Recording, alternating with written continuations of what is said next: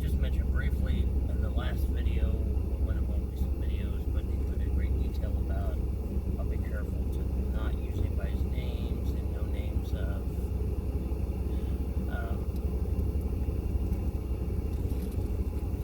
places or organizations. I wouldn't want to be offensive or hurtful to anybody or anything. A lot of these things are gross, very serious situations people are in. But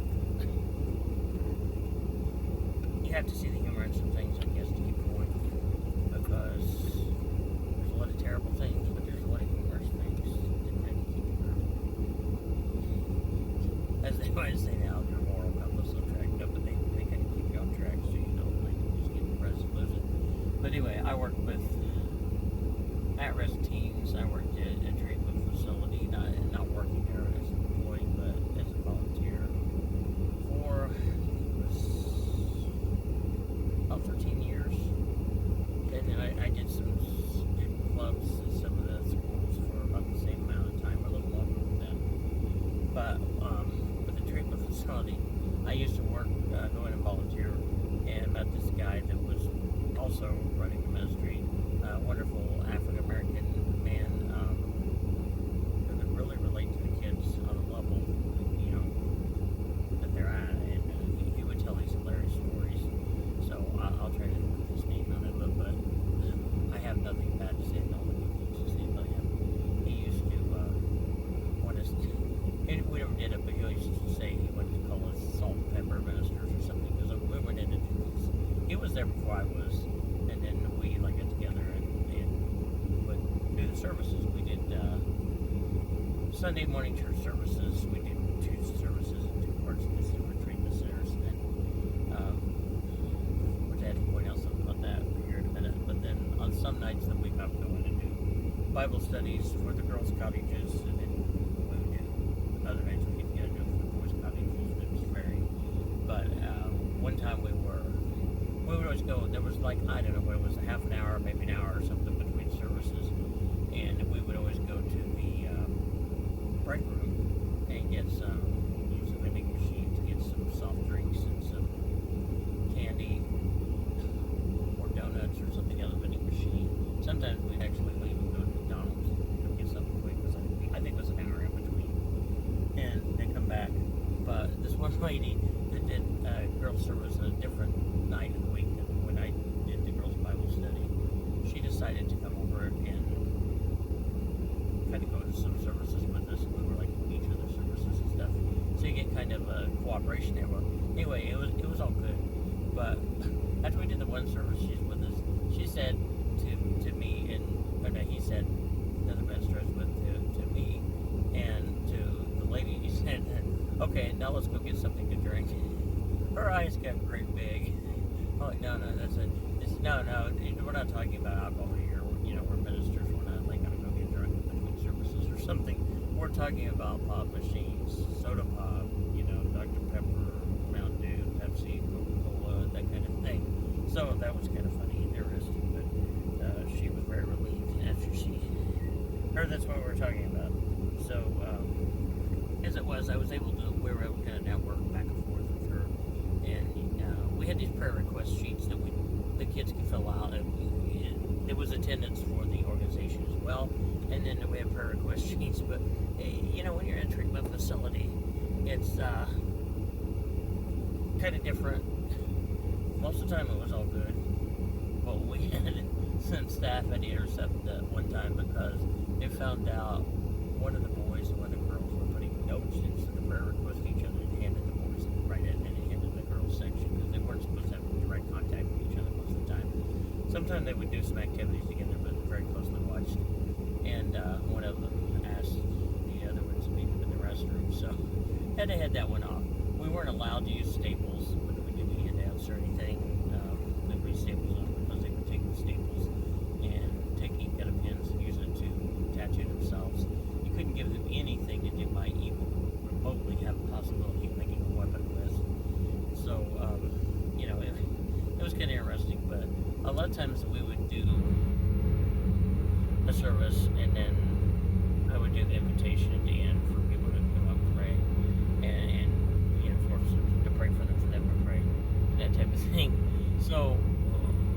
one time I was holding a service in a co-ed cottage. They made one that was just girls. They made it boys and girls, and they had like a separation in between. They weren't supposed to cross this line. Well, all kinds of crazy things was going on. One time I was having boys' Bible study, a boys' side of it, and the boys kept getting distracted. And just said, one guy told me, he said, "This girl's over there flashing in her bedroom," so I had to report that to the staff. Thankfully, we didn't see it or anything like that, but she was distracting him. And talk, anyway, one time, this is not, it was crazy because it was serious, but a girl tried to hurt herself by swallowing some kind of little ball, just like a bouncy ball, and we had to do this whole intervention and hold her down and take the ball out of her mouth, and she was screaming and yelling and all that kind of thing. But one time we were having a service, and the girls inside the cottage, and the boys inside the cottage decided to interrupt it, so they took their towels. They had a lot of towels, and they put them down on one of the toilets, and kept flushing the toilet, and brushing water just ran out into the middle, on the carpet in the middle of the Bible study. Of course, that busted up what we were talking about. The girls had to get up and get a bunch more towels and throw in, and I'm sure they took them somewhere. The staff bleached them after that, and I'm sure somebody got in trouble for that. But, one time we were doing the prayer, invitation prayer thing at the end, in the, I think it was the boys' part, and it had to be, because they brought this boy and they had a timeout room. It was like a little padded room. They put him, think of that, too crazy. They put him in there to think about what they're doing, themselves down, hurting themselves, and he was just in there pounding the wall, pounding his head against the wall, and yelling, and, F the place, and F this, and F that, and well, a lot of people wanted prayer after that, so that was kind of funny, but we had times that people just break out in a fight, like between services or right before it, to get each other, it was crazy. So, I still run into people that are adults now, but sometimes I wouldn't recognize them, sometimes I wouldn't recognize them or notice them, but they'd yell at me, and they yell, "Hey, Mr. Cox," they call me, they call me Mr. Cox. They'll yell at me, "Hey, is that you? Did you just come here with the other minister?" And yeah, and they'll tell me, I'll ask them, their life's doing a lot better, and things are going good. It makes a person feel good, to have been a positive influence in their life. It's kind of interesting there, because, like, if you went into, like, a school and did something like that, and kids didn't have to be there, a lot of times you don't get good of an outcome. That many kids coming or, being that into it, but in a treatment facility, they don't want to be bored, and they don't, and they're, have a lot of bad things going on in their life that they realize they need help with, and so to go to any activity like that, they can, and they'll show up like crazy for any type of service or any type of activity you had, and a lot of other organizations went in and did just fun activities with them and things like that. And so I'm gonna show this whole family march out here beside of me and get in their cars. So I'm gonna turn the lights out so I'm not like on stage for a minute until they get moving along.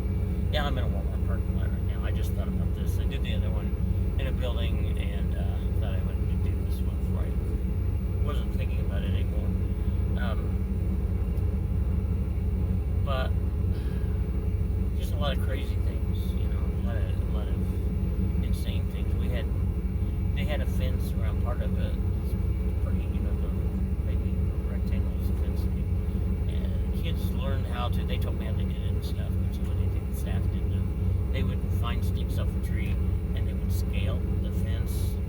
We had when they were putting one of the cottages together, or boys and girls co-ed, before they got it done, they had a trailer that they would have to do some of their meetings and stuff, not the church services, but some of their school. And they had people come in, teachers go in and teach these kids and stuff, the ones that couldn't leave.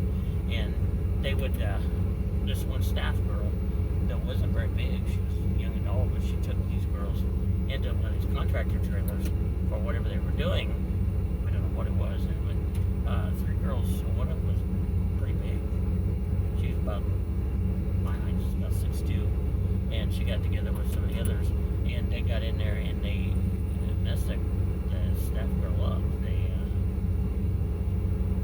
damaged her foot, stepped on her foot, broke her foot. She had to be in like one of those boot things on for a long time, and crutches and all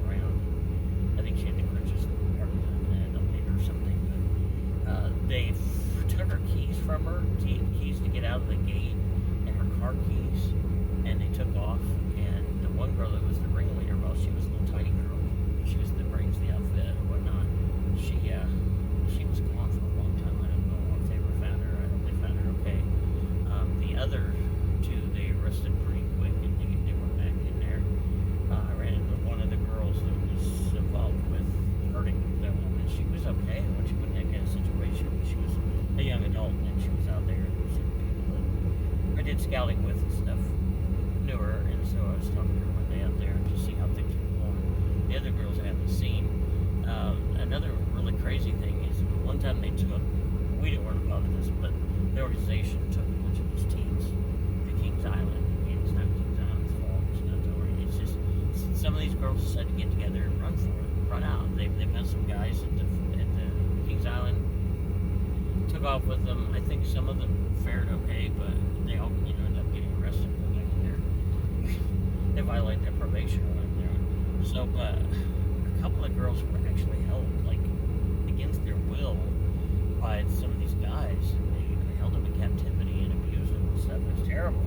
And it took a long time before they found them. They could get out of there. But it's just a lot of insanity, a lot of crazy things go on. So I'll tell you more sometimes. I think about some of the different stories and things, the things that went on. It went on all the time, but. And I'll tell you some of the things just having to do with that and the other, that we went back and forth with the church with each other, did a lot of things together outside of that organization. So I just wanted to get that while that was hot on the press, stuck in my mind. So I'll catch you in another video, Mr. Cox, and I'll hit the like button and subscribe.